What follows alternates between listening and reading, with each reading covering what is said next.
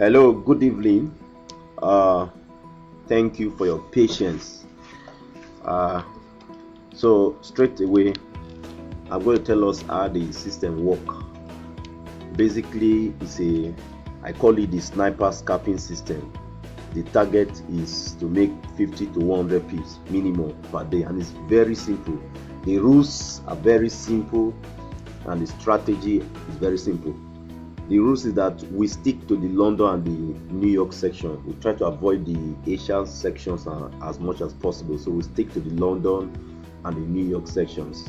Now there are two types of arrow you see in the system. These two arrows are non-repenting.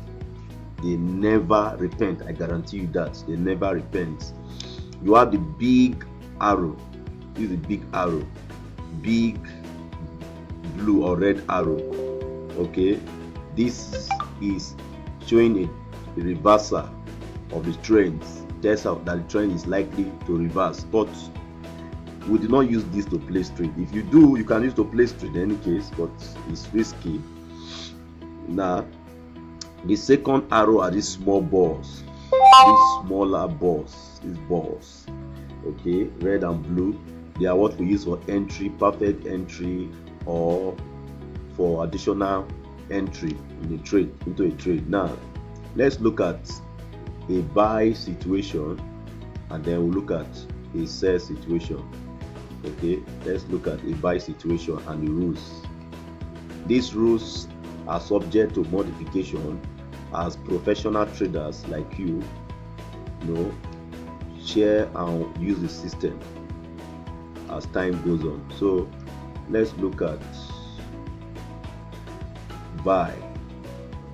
Okay, now first of all, for you to get a buy trade, is that number one rule is that there should be a big blue arrow. You can see this is a big blue arrow.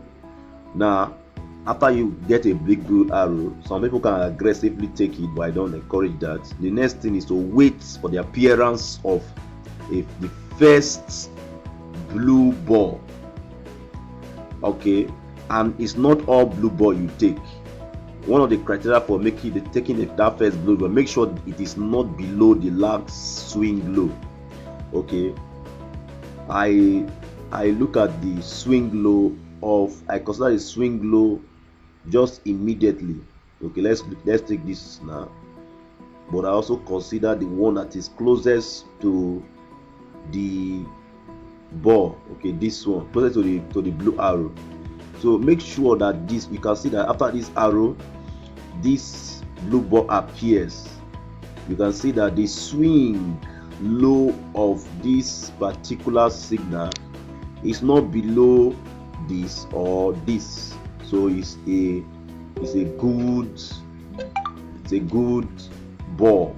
Okay, so you must watch out. That's what I mean by that. That make sure that it is not below the last swing low. Then you place a buy stop. For you to the first trade, place a buy stop order at the high of that candle that has the blue ball, or take an instant order around about the same point. Now this particular ball, this is the high. So I place my buy stop here. Place my buy stop here. The high. Okay,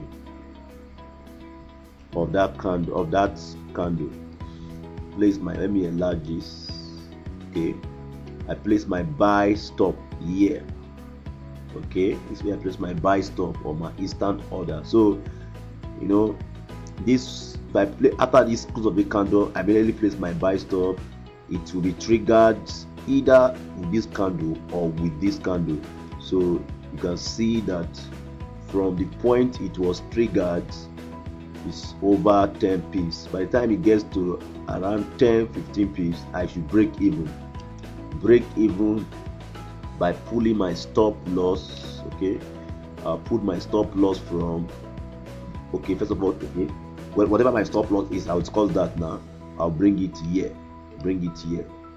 put my stop loss here. So here will be my new stop loss after 10 pips movement.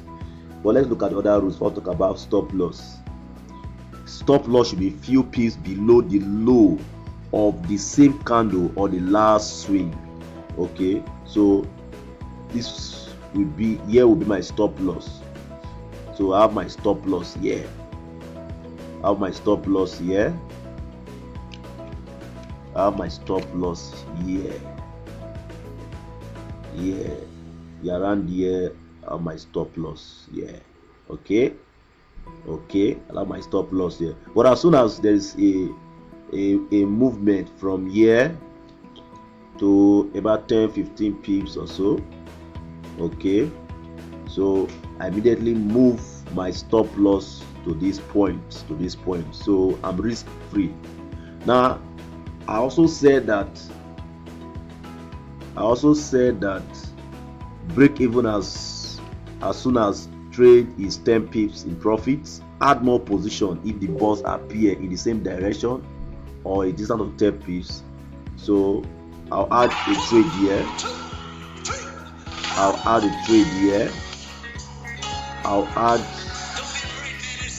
trade here, and hopefully manually without even the buff, I'll add a trade here.